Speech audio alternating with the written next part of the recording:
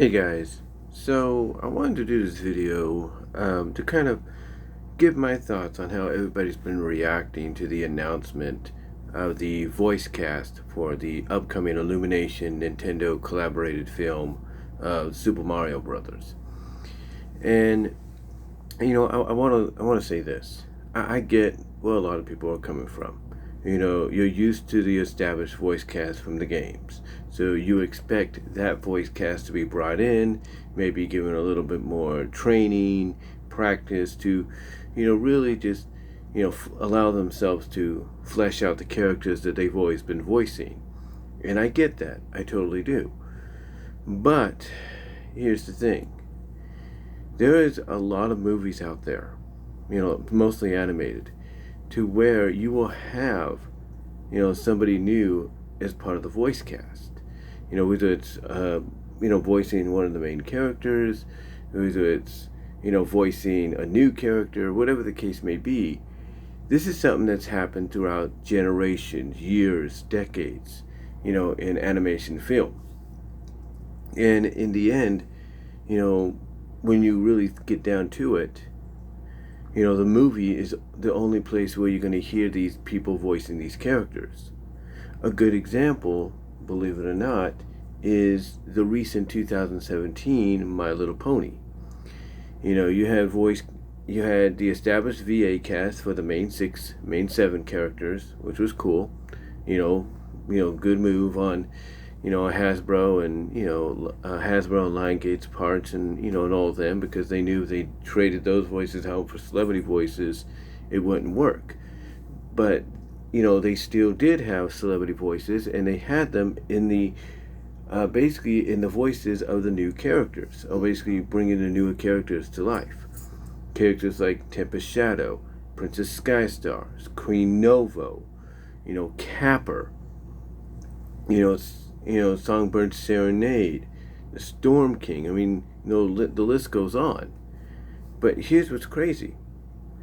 Most of those characters that showed up in the movie eventually did show up in the series later on, towards the end, that is, mostly in the final season. But guess what? You didn't see, or you didn't hear those characters speak. Yeah, you saw them show up, but you didn't hear them speak. And why didn't you hear them speak?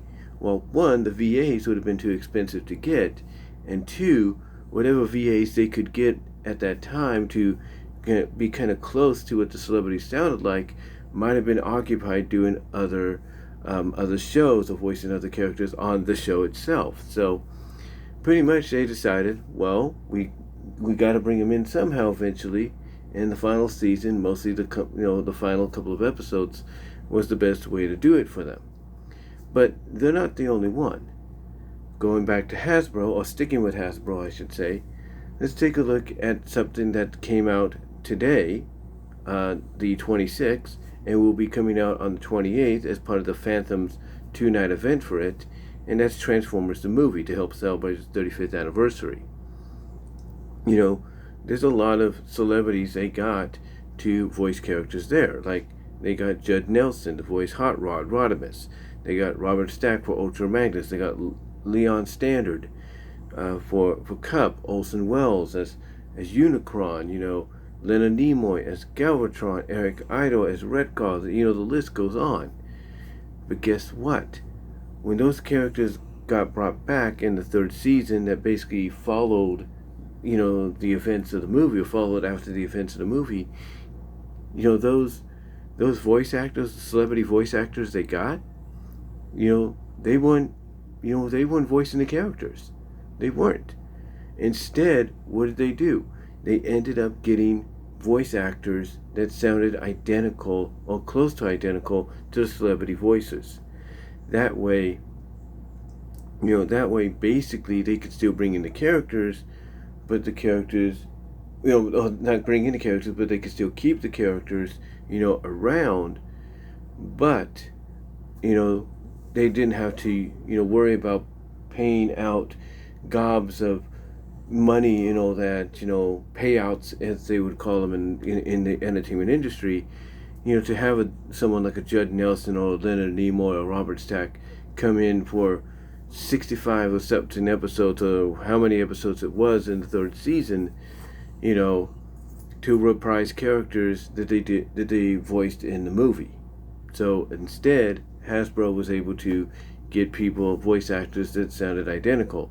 The only exception of that was Galvatron, who they brought Frank Welker into voice to kind of keep the motif of the fact that he's voicing basically the same character who got reformatted into another character in the movie that was voiced by Leonard Nimoy, and now he's voiced by Frank Welker. And I guess the in-continuity story is being thrown out, thrown out of Unicron by a now powered up Rodimus Prime, and into this planet where he's just stuck in this, submerged, mostly 90% of his body submerged in this pit of lava or whatever, caused not only damage to his mind, but also damage to his vocal cords or whatever. But yeah, basically having celebrity voice actors doesn't mean that those, celebrity voice actors or actresses are going to keep, portraying those characters in the near future.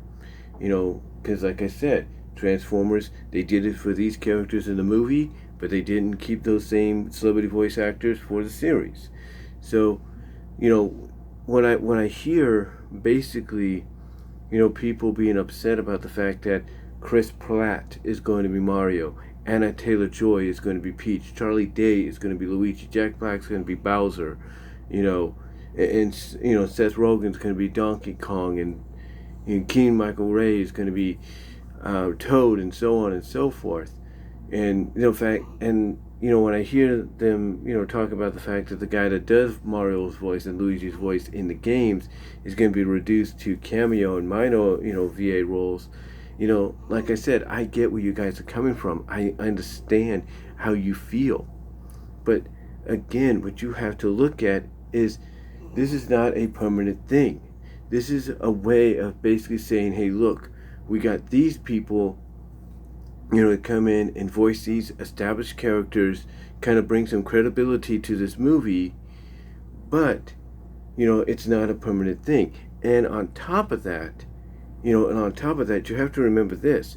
There are several movies where you've had established characters brought to life, CGI wise and all that. They were voiced by, well-known celebrities. And the celebrities actually sounded exactly or identical to what the character originally sounded like. Several good examples of those, whether you like the movies or you don't, are the Alvin and the Chipmunks films. They brought in a ton of celebrities, A-list celebrities, B-list, whatever you want to call them, and they, even though they brought them in, guess what? Through the use of sensitizer technology, digital sensitizer technology and speed upness and all that, even though they were celebrity voices and you could hear the voices in the characters, they still sounded like how you would recognize the Chipmunks and the Chipettes to sound like. And they did it in a way, like I said, by using that digital sensitizer-like technology to where you could identify, I know that's this actor, or that's this actress, or I can tell it's this actor, I can tell it's this actress. But it's done in a way where the character still sounds as if they did originally when you first saw them as a kid. Same with another movie, whether you like it or you hate it, Yogi Bear. Dan Aykroyd as Yogi, Justin Timberlake as Boo Boo. Everybody thought that was a mistake, and guess what? It turned out to be one of the best decisions they made, because Dan Aykroyd, his Yogi was, near perfection, near identicalness, and Justin Timberlake being Boo Boo, through digital sensitizer technology, again, the voice correction technology, you could tell it was Justin, but you can also tell that whether it was on his own merit or through the help of digital voice decoding or structuring, that he was able to sound exactly how you knew Boo Boo to be or Boo Boo to sound like. So, so the thing is, just because you have celebrity actors and actresses voicing these established characters doesn't mean they won't try to sound close to the identical characters, and it doesn't mean that they're going to be a permanent staple. For all we know, they're going to, if not already, have talked to Chris Pratt, trained him, so that when so that when he's voicing Mario, it's not Star-Lord we're hearing or anything like that. Instead, it's someone that sounds identical to Mario. Like you could tell it's Chris Pratt, but it also sounds like Mario. Same with Anna Taylor-Joy. We know she's voicing Peach, and Peach has this distinct, vocal sound to her voice, or whatever you want to call it. So Anna Taylor-Joy obviously is getting trained. Obviously, got trained and practiced, if you will, into sounding identical to what Peach sounds like in the games. Same with Charlie Day as Luigi. Same with Seth Rogen as Donkey Kong. Donkey Kong has talked before and everything, and this won't be the first time. And same with Jack Black being Bowser.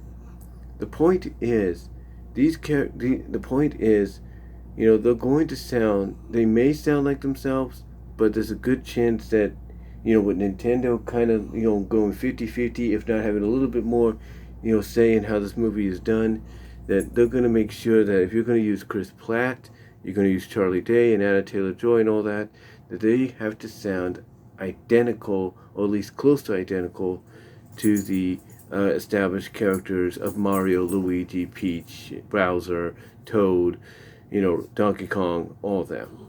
So, to me, I think we just should reserve judgment, based off what we have seen in the past with other movies when it comes to celebrity voice actors and actresses, and, just go from there and see what we'll get, in the final product when it comes out, during the holiday of 2022. Remember, and that's the thing too, you got to keep in mind, we got a little over a whole year before this comes out. So we might get an idea before then, or I'm sure we'll get an idea before then, of what they sound like.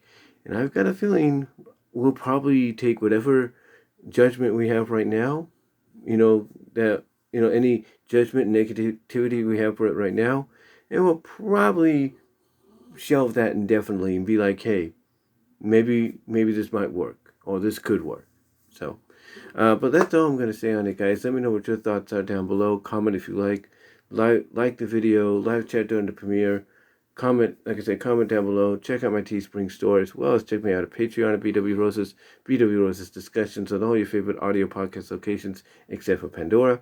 As well as check me out at BW Roses on Vimeo as well. But that's all I'm going to say, guys. Until next time, have a good night. Take care. And if I'm sound like I'm a little out of it, look a little out of it, I've been up all day. It's a long day, and I'm getting ready to hit the sack. But let me know what your thoughts are, and I am out.